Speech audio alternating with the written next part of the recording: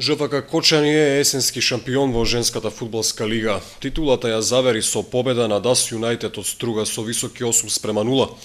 Три гола постигна Салихи во 30-та, 47-та и 50-та минута, по два Милеска во 4-та и 57-та и Спировска во 8-та и 63-та минута и еден Кокаловска во 40-та.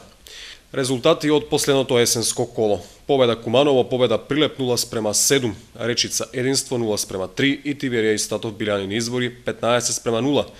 Идина С одигра тежок надпревар во Велес, совладувајќи го Борец со тесни 3:2.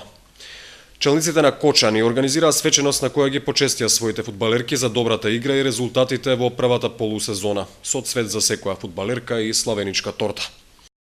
По завршувањето на есенскиот дел од надпреварашката 2013-2014 година, сега ни следи период на краток одмор, во кој што девојчињата најпрви убаво ќе се одморат, ќе се рехабилитираат од зададените повреди и во средината на јануари месец се надеваме дека ќе го направиме првиот собир и првите подготовки.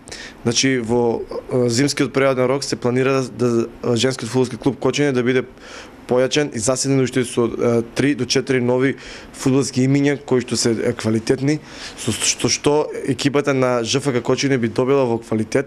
И од пролетниот дел исто така очекуваме дека ќе го задржиме првото место и ќе бидеме шампиони за 2013-2014.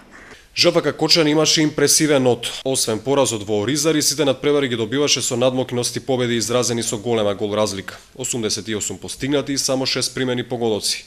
Тоа е причината поради која ќе презими на врвот пред Тиверија и Статов со 30 бода, колку што има и Иднина С на третата позиција.